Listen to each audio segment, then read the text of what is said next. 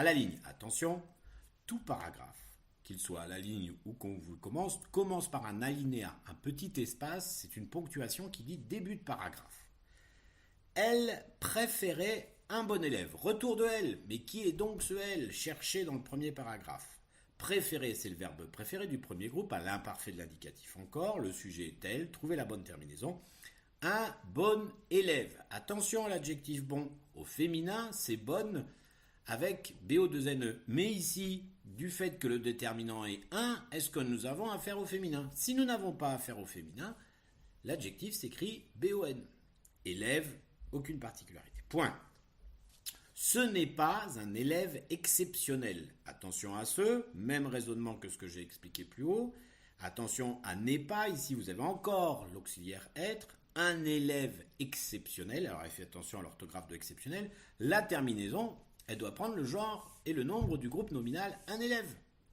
Donc quel est le genre et le nombre de un élève? À vous de trouver. Point. Au contraire, rien de particulier. Ici, contraire est utilisé comme un adverbe. Donc, au, eh bien, se met au genre et au nombre de l'adverbe. Comme l'adverbe est invariable, on prend le masculin singulier automatiquement. Point. C'est un étudiant qui travaille. C'est, on l'a encore, on l'a eu tout à l'heure dans ce n'est pas, mais ici de façon affirmative. Un étudiant, c'est un substitut lexical pour élève. D'accord? Attention à étudiant, ça vient du verbe étudier. Et c'est construit sur le participe présent du verbe étudier, qui travaille.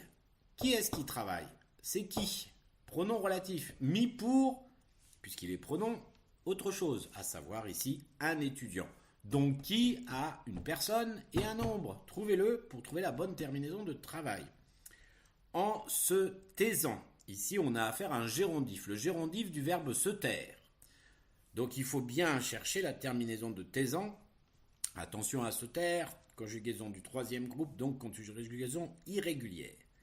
Un enfant, substitut lexical de un élève, de un étudiant, qui voit, même raisonnement que pour qui travaille.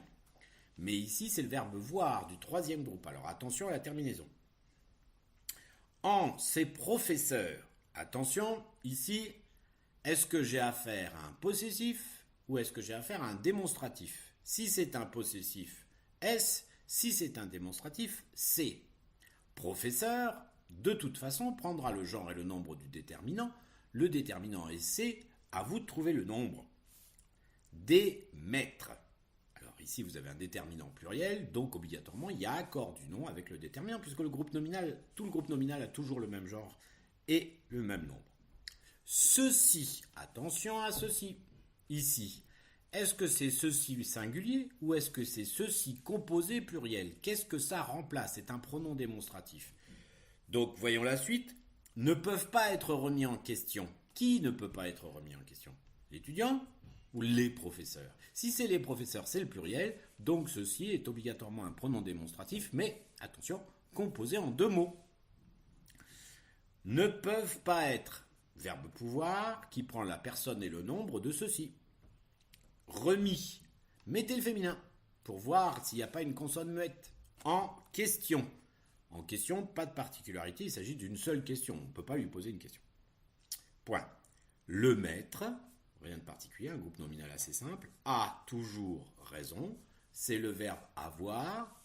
Le sujet, c'est le maître. Donc, trouver la personne et le nombre. Toujours, c'est construit sur tous les jours. Donc, cet adverbe, il termine par une terminaison assez particulière parce que c'est la contraction du mot tous les jours.